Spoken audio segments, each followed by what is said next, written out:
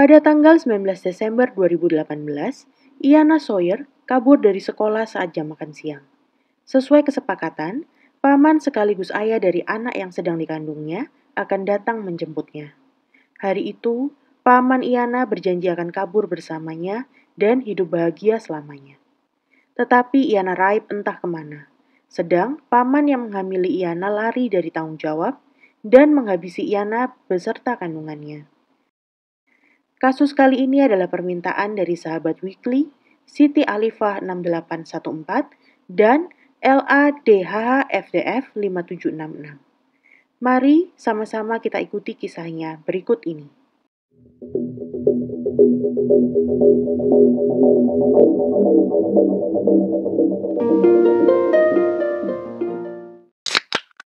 Iana Sawyer berwajah cantik dan berotak encer.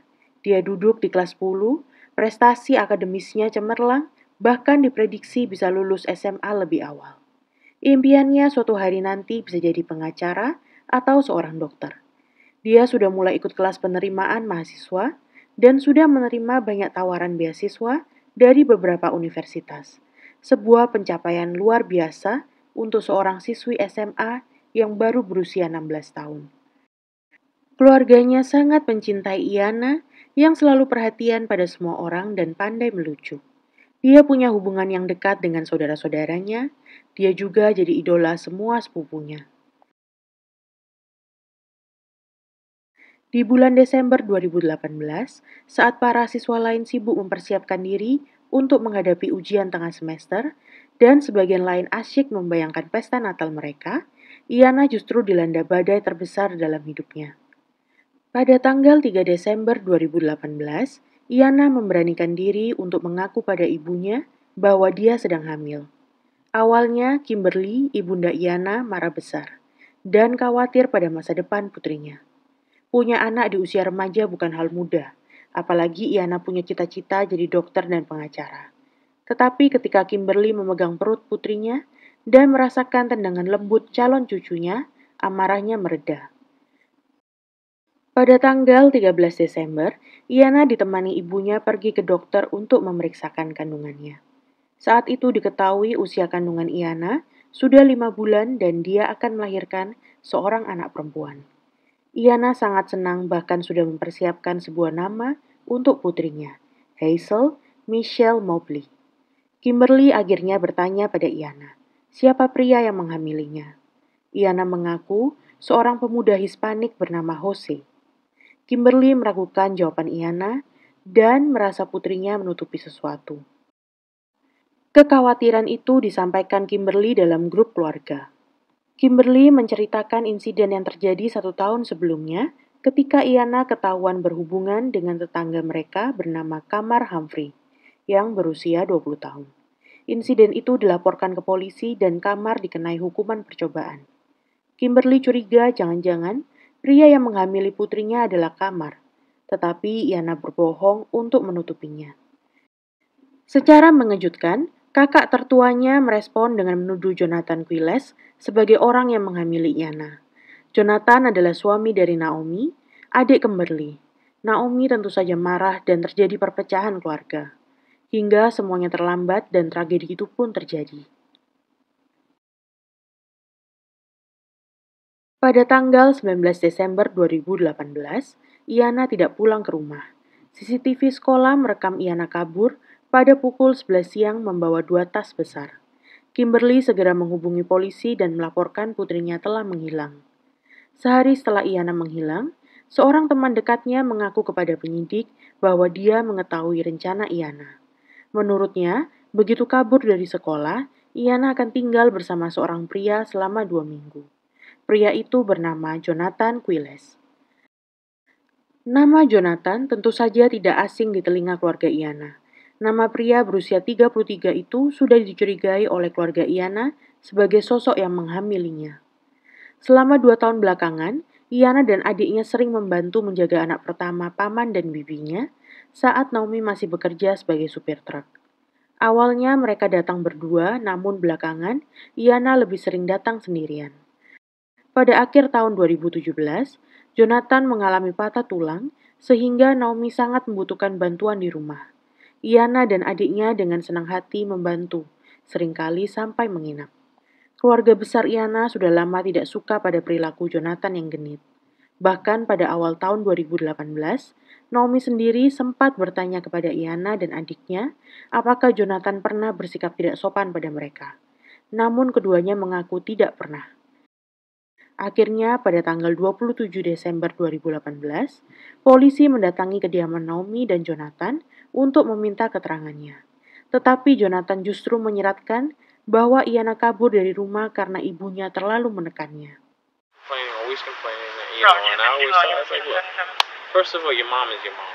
You know what I'm saying? Yeah. Your mom loves the hell out of you, no matter what. And I always was, always big on my mom. Is your mom the best mom? Not at all. You know what I'm saying? She comes home. She's still a mom. Yeah, she's a mom. You know what I'm saying? We only get one. Yeah.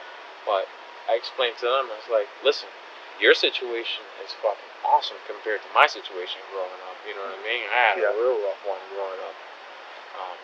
Just, stay focused in school. Stay focused. You want to get out the house, the right way is Graduate her. Yeah. And then, no, she's honor student. Like, That's big good. time. Yeah. Oh, big time. She's an honor student. And, she's doing everything that she needs to do to go ahead and make a transition to get out and go to college. And I was like, well, that's the best way, that's the best way to go. Pada awal bulan Januari 2019, Joseph, saudara Jonathan, datang ke kantor polisi membawa informasi penting terkait menghilangnya Iana. Pada hari gadis itu menghilang, Jonathan sempat menelponnya sebanyak 4 kali, dan Joseph baru mengangkat pada panggilan kelima. Lewat telepon, Jonathan membuat sebuah pengakuan yang sangat mengerikan. Dia mengaku bahwa dialah ayah dari anak yang dikandung Iana, dan bila Iana sampai melahirkan anak itu, maka hidupnya akan berantakan. Jonathan kemudian merayu agar Iana menemuinya di pembuangan mobil rusak Ace Pickup Park, di mana Jonathan bekerja, dengan janji manis akan kabur berdua dan hidup bahagia selamanya. Saat berada dalam salah satu mobil di sana, Jonathan berusaha mencekik Iana, namun gagal karena dia tak tega. Akhirnya, Jonathan mendor bagian dada hingga Iana dan kandungannya seketika tiada. Kemudian mobil bersama Iana diremukkan dengan mesin peremuk hingga hilanglah jejak kejahatannya bersama barang bukti. Joseph sempat bertanya sejak kapan Jonathan merencanakan niatnya itu. Jonathan menjawab, sejak Iana menolak menggugurkan kandungannya. Mengapa baru saat itu Joseph melaporkan informasi sepenting itu ke polisi? Kemungkinan terbesar adalah karena dia takut kehilangan saudaranya. Polisi akhirnya memeriksa rekaman CCTV di junkyard tempat Jonathan bekerja pada hari kejadian. Tampak gerak-gerik Jonathan sangat mencurigakan. Pagi itu, tampak van merahnya memasuki area parkiran pegawai dan Jonathan masuk kerja seperti biasa. Pada pukul 11.17 siang, tampak van merah Jonathan meninggalkan area, namun Jonathan tidak izin keluar sesuai aturan. Jonathan baru kembali sekitar 1 jam 13 menit kemudian. Namun kali ini vannya tidak berhenti di parkiran pegawai dan keluar dari jangkauan kamera selama 3,5 menit. Setelah itu, tidak ada kejadian aneh hingga Jonathan tampak meninggalkan area pada pukul 6 sore. Mungkinkah selama 1 jam meninggalkan tempat kerja dan 3,5 menit menghilang dari pantauan kamera CCTV, Jonathan menjemput dan menghabisi Iana? Meski setelah 16 hari mencari bukti di area pembuangan tidak membuahkan hasil, pengakuan Joseph dan bukti rekaman CCTV sudah cukup membuktikan perbuatan Jonathan. Akhirnya, pada tanggal 8 Januari 2019, Jonathan Quiles ditangkap atas tuduhan pelecehan di bawah umur, penculikan, dan pembunuhan. Tentu saja Jonathan menyangkal semua tuduhan. Tetapi polisi tidak menyerah.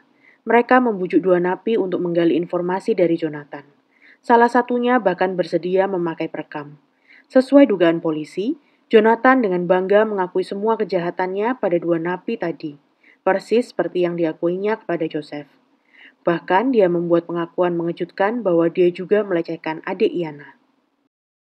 Persidangan Jonathan Quiles dimulai pada tanggal 14 September 2023. Setiap anggota keluarga Iana memberikan kesaksian yang menjelaskan kecurigaan mereka terhadap Jonathan.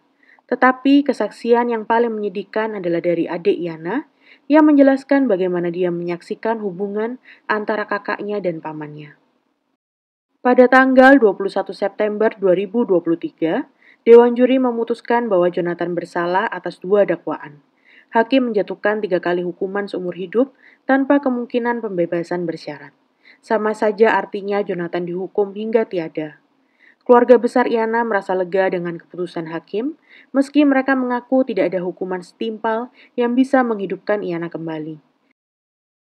Jasad Iyana tidak pernah ditemukan, hanya pakaian dalam dan buku sekolahnya yang berhasil diselamatkan dari area pembuangan. Jangan terlalu percaya pada siapapun, bahkan orang terdekat sekalipun. Dengarkan kata hati dan belajar percaya pada insting kita. Seandainya keluarga Iyana melarangnya dan adiknya membantu Naomi, begitu mereka curiga pada gerak-gerik Jonathan, tentu tragedi mengerikan ini bisa dihindarkan. Bagaimana menurut kalian? Sekian dulu kasus Weekly hari ini, sampai bertemu dalam kasus berikutnya. Terima kasih.